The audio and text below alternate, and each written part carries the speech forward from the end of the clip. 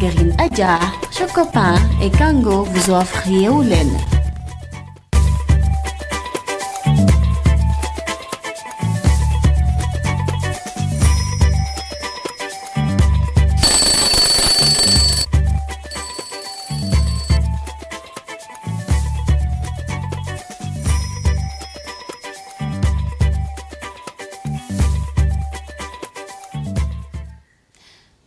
salaamaaleykum ñi ngi nuyu kenn ku nekk ci turam ak ci santam téléspectateur u télévision Futurs Médias fépp fu mun a nekk rek ñi ngi lay fay fekk di lay yee xam naa ne ak ñi nga xamante ne jot nañoo yeewu ñi ne ci yoonu liggéeyukaay yi élèves yi nga xam ne ñooy xëy di jàngi ñi ngi nuyu ku nekk ci turam ak ci santam di leen wax ne seen émission yeewu leen daf leen di andil ay contenu comme ni ñu ko waxee indil leen yoo xamante ne dina leen permettre ngeen passer une agréable journée nuyu naa ñëpp ñi nga xam ne ñoo nekk ci plateau bi nuyu tamit ñi ñuy seetaan fépp fu ñu mën a nekk bijou. Kebs, ça va? J'espère que tu t'es bien réveillée. Oui, très bien. Comme d'habitude, j'ai envie de dire. Salam alaikum yéen téléspectateurs yi duñu seetaan dal leen jàmm ci seen émission Yeewu Leen. Je suis très très heureuse de vous retrouver aujourd'hui encore et de retrouver Kebs et tous les chroniqueurs qui sont ici. Espérer rek que tey tamit dinañ leen yee en bonne humeur et tout en douceur. dëgg la je pense que sommaire bi nag ngay jublu fi ñu toll ni wax lan la ñu indil téléspectateur yi. donc tey programme Yeewu Leen dafa nar a riche comme d'habitude parce que dinañ tijjee ak information yi. bu ñu fa jógee jàll ci li nga xam ne mooy météo. xool tey temps bi naka la nar a mel. xool tamit une des journaux yi parce que tijji xool journal lan moo xew aussi. c'est très important je pense. bu ñu fa jógee nag dinañ jàll ci ay rubriques yu am solo li ci mel ni santé maanaam wér-gi-yaram. métier aussi dinañ ko dem xool xibaaru olof du ñàkk te tamit. tey dañoo am invité bu am solo boo xamante ne ci Yeewu Leen lay ñëw toog leen ak ñun di ngeen xam kan la et puis dinañ continuer ak suñu ay revue de presse c'est pas sérieux tey daal programme yi c'est intéressant comme d'habitude daal. comme d'habitude seen émission Yeewu Leen ñu am nag ci présentation bi loo xam ne nee naa leen ku yeewu ku ne dafay bëgg a jël li nga xamante ne moom moo xew natt nag li nga xam ne mooy jot a am ci dëkk bi ci. avec un réel plaisir. Astou nuyu nañ la toute rayonnante ci suba teel bi. merci beaucoup merci Kebs c'est très gentil maa ngi lay fay di nuyu Khady di nuyu Ibou di nuyu suñu mbokku téléspectateurs yi di leen wax ne rek comme ça su ne ni ñu koy defee seen mbégte suñu yitte duñ ci mës a jóg. ñu jàll nag ci info bi mais nag Ibou il faut que mu nuyoo moom itamit.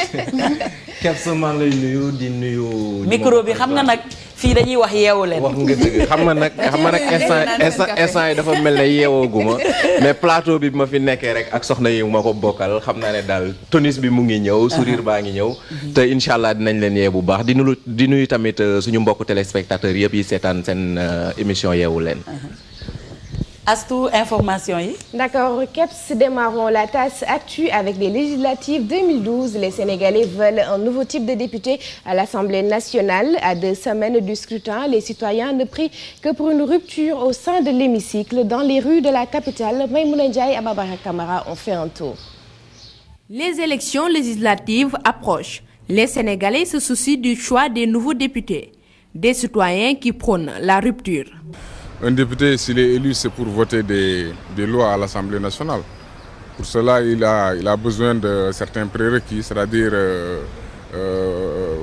savoir vraiment analyser un texte, regarder si la loi n'est pas scélérate, etc. Faut bien analyser quoi, pour pouvoir voter une loi. Le problème, ce n'est pas le député, le problème, c'est le cadre.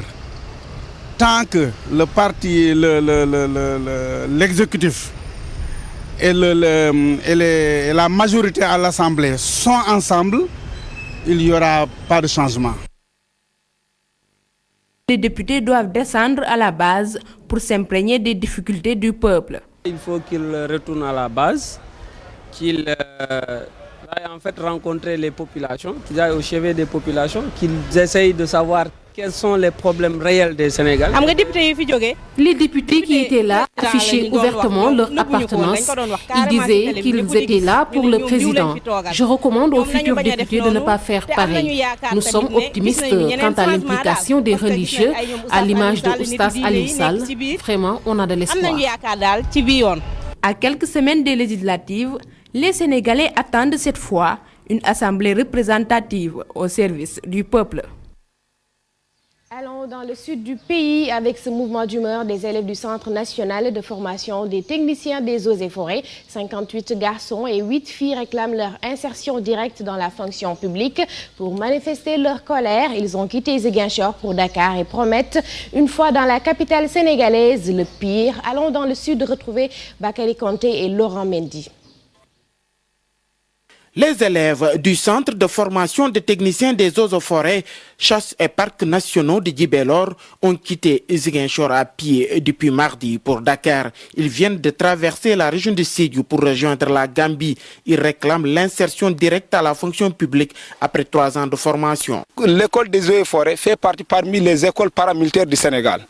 Et c'est la seule école paramilitaire dont la formation, l'insertion n'est pas automatique. Vous voyez. Donc ça, c'est déplorable. Et depuis 1991, je vous dis, ça fait 22 ans de ségrégation, je dirais. Je pèse mes mots. Parce que comment se fait-il qu'un élève fasse une formation de 3 ans de dire d'abord et Djibélor, c'est Ziguinchor. Il y a des situations dont je ne peux pas évoquer ici, surtout la sécurité. Je donne un exemple patent. C'est l'exemple du parc de Nyokolokoba. Vous n'êtes pas sans savoir que ces jours-ci, il y avait 5 enfants qui sont égarés dans le parc. Tout simplement dû à la non-suffisance du personnel. Les nombreuses déclarations, l'État a réagi. Le ministre nous donne des promesses et il nous donne des rendez-vous qu'il ne respecte pas. Il nous a donné 2 à 3 rendez-vous et par rapport à ces rendez-vous, il n'a pas respecté ces rendez-vous-là. Et nous disons ça étant un manque sinon de considération. À ce manque de considération, nous avons dit maintenant nous allons marcher à pied de Ziguinchor à Dakar. Une fois à Dakar, ils comptent utiliser tous les moyens possibles jusqu'à satisfaction totale de leurs doléances. À l'université Cheikh Anta Diop, les étudiants, eux, préparent les examens, leur est aux révisions et le mythique bois sacré reste le repère pour affronter les épreuves qui démarrent le 18 juin. Fatidien et Diafaraba ont rencontré des étudiants très optimistes, même s'ils sont plombés par les grèves des professeurs. Reportage. Bois sacré de l'université Cheikh Anta Diop de Dakar, Fallou a 9 jours pour réviser 7 matières. C'est pas suffisant, c'est pas suffisant. On devait nous donner 2 semaines pour réviser, puisque on a les leçons sont trop longues. Je ne suis pas en train de réviser, je suis en train d'apprendre, puisque le temps est insuffisant. Les leçons que nous avons écrites, nous ne l'avons même pas encore appris. En cette période de l'année, les étudiants préparent leurs examens. Les jardins de ce temple du savoir deviennent des points de convergence. J'ai choisi ici parce que d'habitude, il n'y avait pas beaucoup de monde ici. Et, bon, contrairement dans les amphis ou ailleurs, tu rencontrais des amis et des gens qui te connaissent très bien. Alors, ça vous déconcentrait en quelque sorte. Moi, j'ai choisi cet endroit parce que depuis la première année, j'y viens souvent. Je me sens à l'aise quand je révise, quoi. En ce moment, tout tourne autour du premier semestre.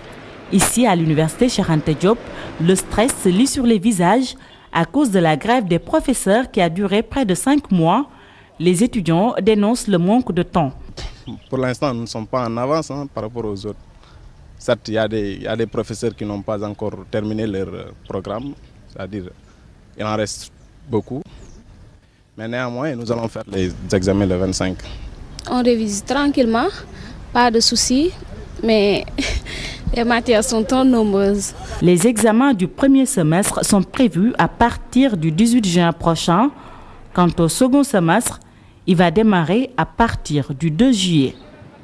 Une petite note sportive, les entraîneurs de l'équipe nationale de basketball sont connus. Moussa Sarr est le coach des Lions. Cher Sarr et Parfait Adjivon restent avec les garçons. Leur contrat va durer jusqu'à 2014. C'était tout pour votre petite tasse actualité et ce sera tout. Ce sera comme ça durant toute l'émission. Une tasse d'information, une tasse d'humour, juste pour vous faire plaisir. Je pense qu'elle est consommée, la tasse. Et bonne digestion, disons. Bonne digestion, c'est vrai. La suite. En tout cas, on te remercie. Je pense que question bi ñu doon posé démb répondre nañ ko pour entraîneur yi. Répondre nañ ko mais puis basket lañ répondre football moo ci des. football moo ci des j'espère qu'ils vont entraîneur man na maa ngi yaakaar ne football bi la. non ñi ngi ci basket fi mu toll football bi la ñu pour man dañoo trouver nag li nga xamante ne mooy entraîneur bu football bi. non dañ ma laaj rek bu ñu laajee duñ jum. j'espère que doo fi indi Ronaldo football bi vendredi incha allah dinañ ko xam. vendredi ci la ñuy xam ndax Joseph Koto dañ koy conserver wala dañuy wuti beneen entraîneur bu bees. waaw incha allah en tout cas on croise les doigts. ñuy xaar rek foog naa ne Bijou moom mi elle est pour que ñu jël entraîneur local. ñeneen ñi am nañ yeneen suggestion comme ni ko Ibou waxee rek vendredi. dinañ xam dara vendredi on sera la réponse. incha